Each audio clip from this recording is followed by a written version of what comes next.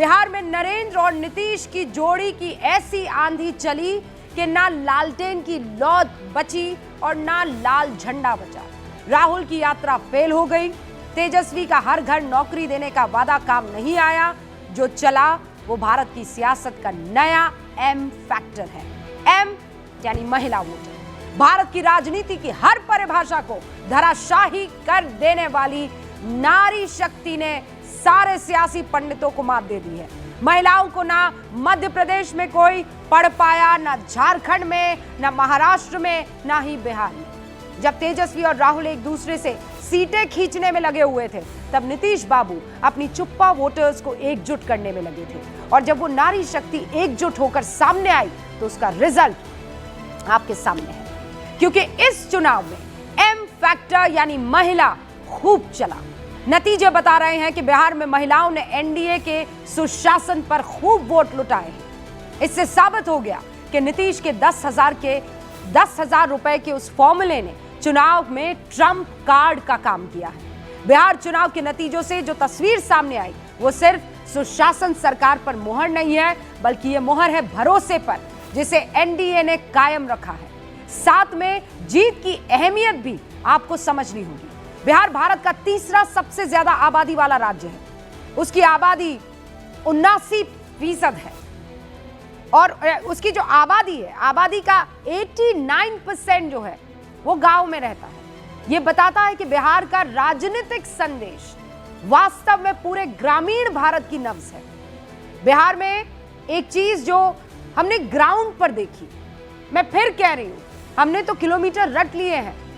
2669 kilometre की यात्रा हमने की। हमारी जीप, हमारी पूरी टीम 63 विधानसभा सीटों पर घूमी और हर विधानसभा सीट पर, चाहे वो मुस्लिम यादव बहुल सीट ही क्यों ना हो, वहां पर लोग महिलाओं के 6 बजे के बाद आजादी से घूमने की बात को नकार नहीं रहे थे। वो इस बात को कबूल कर रहे थे। सड़कों के जाल को नकार नहीं रहे थे, इस बात को कबूल कर रहे थे।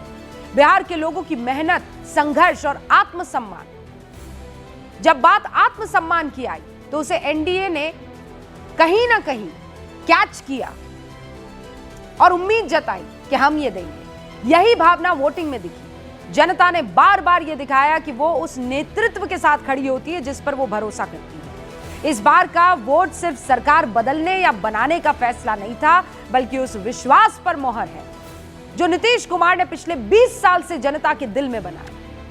बिहार और नरेंद्र मोदी के बीच पिछले 1 दशक से वो विश्वास बना हुआ है। इस चुनाव में भी यही विश्वास निर्णायक बनकर उभरा है। 2014, 2019, 2024 के लोकसभा चुनाव हो या फिर 2020 और 2025 के विधानसभा चुनाव, लगातार 5 चुनावों में एनडीए को भारी समर्थन। यह बताता है कि विश्वास कायम है। यह किसी सामान्य राजनीतिक ट्रेंड का हिस्सा नहीं है, बल्कि एक स्थिर नेतृत्व पर जनता का भरोसा है। बिहार के मतदाताओं ने फिर दिखाया है कि विकास, स्थिरता और राष्ट्रीय नेतृत्व के प्रति उनका रुझान लगातार रहा है।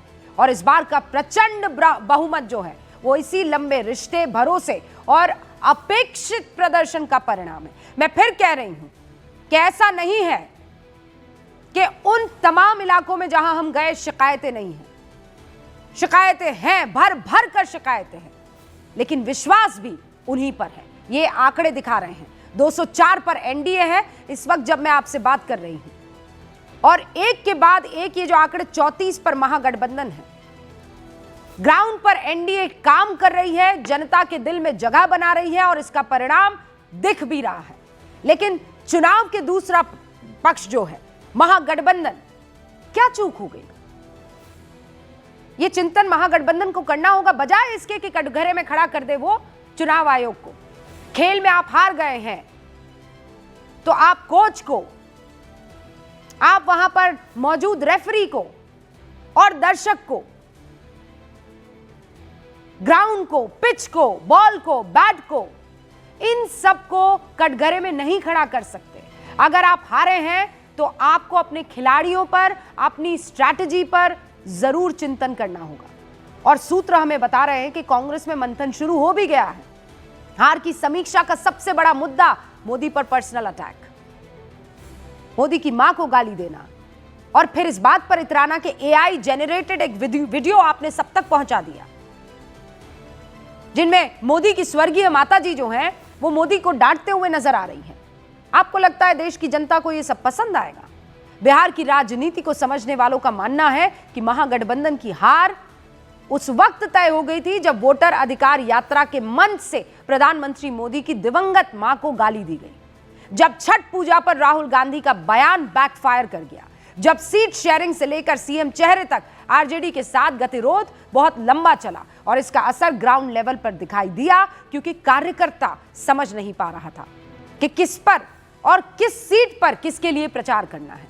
महागठबंधन की परेशानी सिर्फ इतनी भर नहीं है, बिहार की जनता ने यह बता दिया है कि विपक्ष का नैरेटिव भी फेल रहा। वो वोट चोरी का नैरेटिव हो, सरकारी नौकरी वाला नैरेटिव हो, गद्दी छोड़ वाला नैरेटिव हो, एसआईआर वाला नैरेटिव हो, सब फेल हो गया।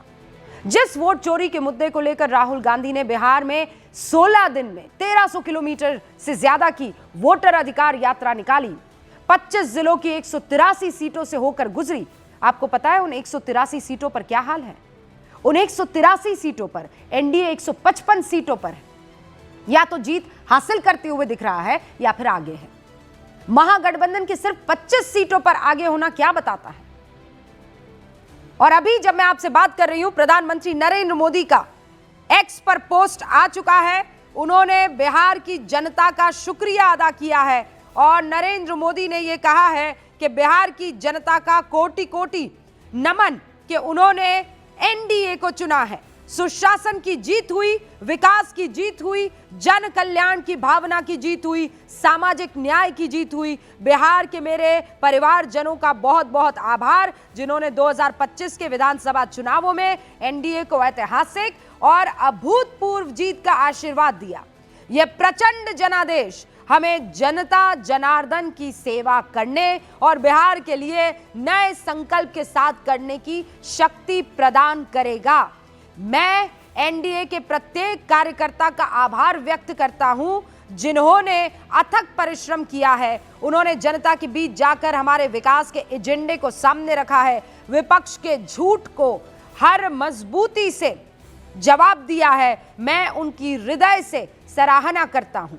आने वाले समय में हम बिहार के विकास, यहाँ के इंफ्रास्ट्रक्चर और राज्य की संस्कृति को नई पहचान देने के लिए बढ़ चढ़कर काम करेंगे। हम ये सुनिश्चित करेंगे कि यहाँ की युवा शक्ति और नारी शक्ति को समृद्ध जीवन के लिए भरपूर अवसर मिले।